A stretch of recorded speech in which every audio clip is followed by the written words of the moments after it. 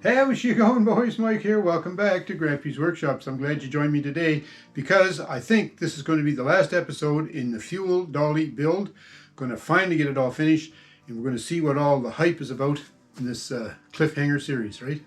I told you in this cliffhanger series, this shelf is going to have some awesome, epic, ultimate additions to it, right? So what are they going to be, you ask? Okay, well, to start with, it's going to be a great spot to put your gloves, right? But I've got more than that coming up. On these little battery operated fuel pumps, there's a nice little holder in the back here to hold the nozzle, and that just slides in there. I just don't think that that's what I want. I had some 1.25 inch black plastic ABS pipe here. I'm just going to attach those on the front of the shelf, so that way I'll just, when I'm finished fueling up, just slide her in there, right? So there's our pieces with the clearance holes here and through holes at the back. And I put some marks here 5 inches in from either end. And what I'm going to do is I'm going to put my screw through there and then start it in the countersink hole at the back and line the screw up so that the base of this tube, this pipe, is flush with the bottom of the shelf edge, and the screw lines up on this, on the pencil mark that I made. I want the total edge of this pipe to be above the edge of the shelf. That'll work good there. So then if I measure from here to there, that's 3 3/4 if I put the screw in the 5 inch mark. All right, got that figured out.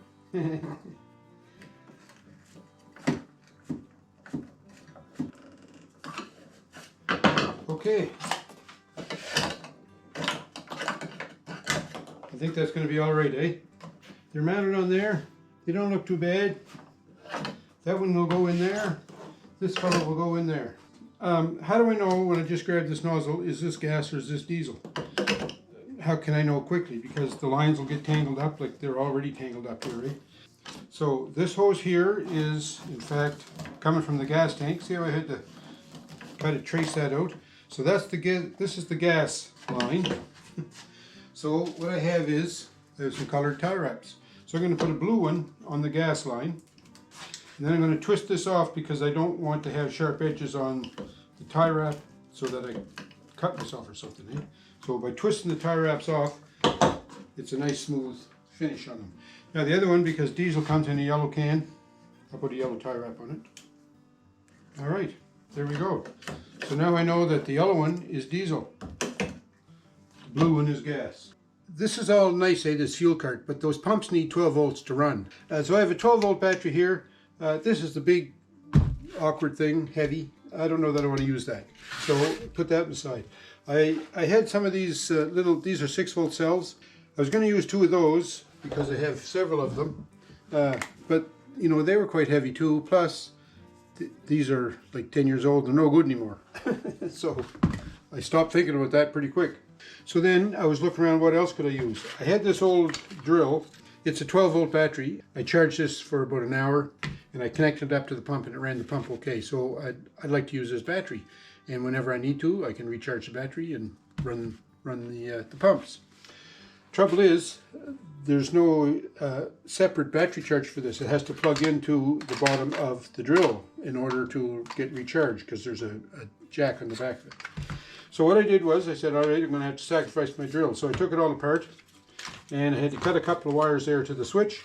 But basically what I'm left with now is the innards and the heart and soul of what the charger is. So, now the thing is, do I want to have something like that stuck on my cart? I don't think. I was thinking maybe I'd just cut it off here. So I was kind of trying to analyze the wiring that's taking place here in this drill. And this is the plug that the battery will plug into, and then we have 2 leads here connected to those terminals through a resistor, and this is where the charger plugs in, and then there's other 2 leads that come off of those terminals, and that's 12 volt supply from the battery. So I need to extend this 12 volt supply to run the pumps, but I don't want to disturb this connection through this resistor to the battery charger because I want to be able to plug in the battery charger to charge my battery up. I also want to incorporate a switch so I can switch to diesel and only the diesel pump will run, or to gas and only the gas pump will run. So what I'm going to do is, well, just wait till I flip it over. I'm going to try and cut it right here and parallel with the bottom of the drill body. Here we go.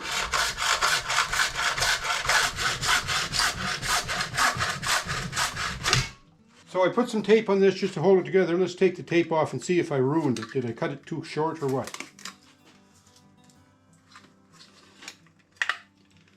Oh, look at that. There's an alignment pin right here and I just went right over the top of it. Almost like I designed it like that.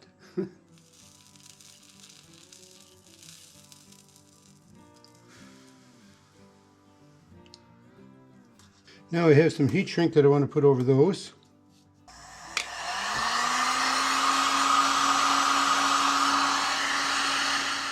And that might do it. Everything looks to be intact there still. So I needed this separate line on here to get my 12 volts to run the pump. So if I plug that in here, just like so, and I get 13.5.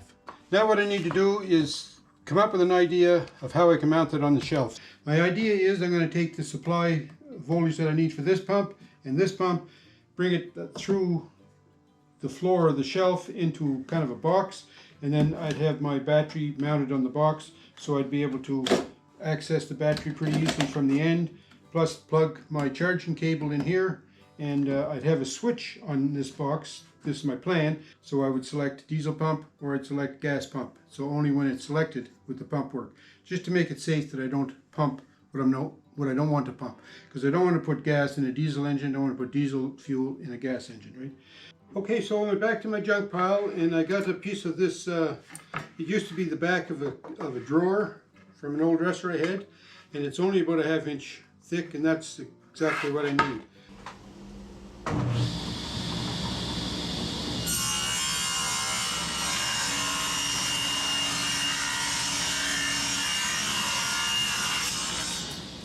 Okay, so there's a good straight edge now. I need some 4-inch wide stock, so I'm going to set my fence for 4 inches.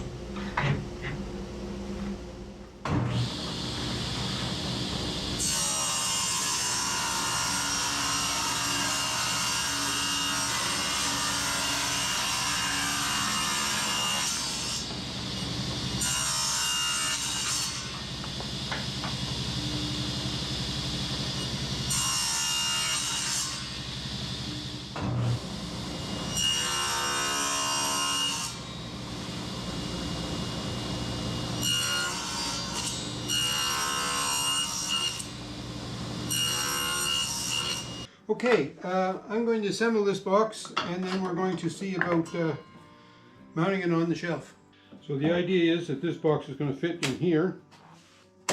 I guess it kind of fits. And then I need to cut a hole in the side of it here so I can pass this stub of the handle through that hole so that it'll be mounted in flush like that. In order to squeeze the buttons on the side, I'm going to locate the battery pack in the center of the box. I'm going to kind of eyeball it here. I'm going to just try to draw an outline of the hole. So I need to cut this hole out of here, so I'm going to use my jigsaw for that. Try to.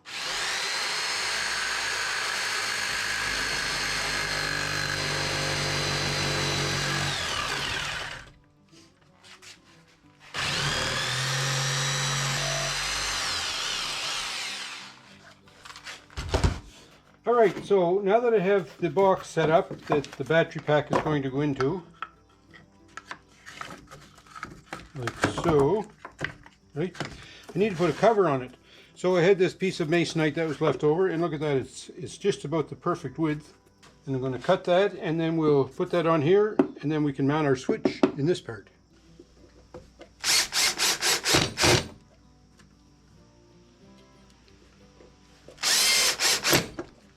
I have some silicone here. I'm just going to try and see if I can glue this stub in the box with silicone. I don't know if it'll work. But unless I try it, we'll never know, right? And then,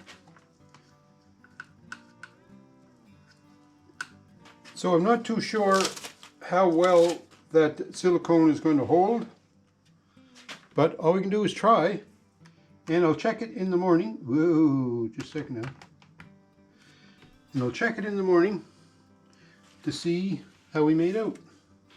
Alright, I was out this morning and my silicone job in here, it's all dried up, but it was still, the handle was pretty wobbly, not really tight. So I got some hot glue and I'm just going around the perimeter now on the outside of the box with hot glue, and I'm just pouring the old hot glue to it. I figure if a little is good, a lot's got to be better. You know, I'm tempted to smear that around there with my finger. But I worked with hot glue before. I'm not going to do that. So I think that might be enough to hold this in place. We'll see. So I ended up getting this switch. I thought I had a double pole, double throw switch, but I didn't. But of course, what happens when you need parts when you're at the lake? You go around to your neighbors at the lake and see if they have one. And I managed to track this one down, I'd say. Okay, so that's going to be my switch to select whether I want to pump gas or diesel. Say if I select this side is gas, say if I select gas, you still have to push the button on the pump, make the pump go. So there's like a double check there that'll get the right pump running to pump the right type of fuel. So I have the control box ready over there with the battery base in it, and the glue's all set up, ready to be mounted in here. But what I have to do before I mount it, I have to get the wires coming from these pumps installed. I have to be careful when I install those because I don't want to make the wire so short that it'll only fit here, because if the next time I put a can in here, it's too low or might be out front or something, then the wire won't fit. So I want to make sure I have lots of wire to reach my pump. So I can do that just by leaving a loop there, but then that dangles down, you know, it gets in the way and it's going to get ripped off, you know darn well it is. So what I'd like to do is leave a good amount of wire going to the pump, but have it so that I can push it back up inside the control box, so I'll only have exposed what I need. So that brings me to this point. I'm going to drill a hole in the bottom of my shelf, but I need to protect the wires as it passes through that, have it so that the wires will pass through it easily, but not be slipping out or things like that. I want to put a hole in my shelf and put a rubber grommet in it. So I happen to have some rubber grommets. You can believe it or not. You know, never throw things out, save them, because you never know when you might need them. Alright, so my grommet is in there. It was a battle, I must say. Now I can feed this up through here.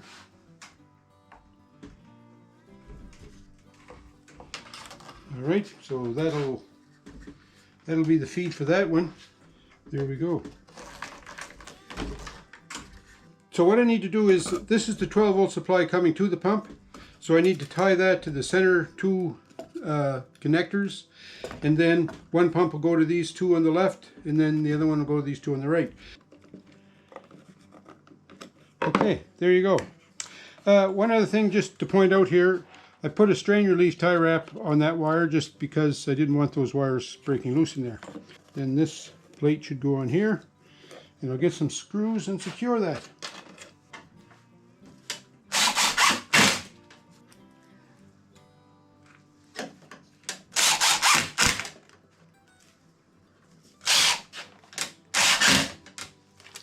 Okay, so there we have it. I'm going to pump with it, so I'm going to try and pump some diesel first. So I'll pump it into another diesel can. So I take my diesel nozzle and slide it in there. Now I'm thinking this toggle switch going that way is for diesel, but we'll see. We have to push this button. Yes, it is. Look at that. So I can stop it by switching the switch, or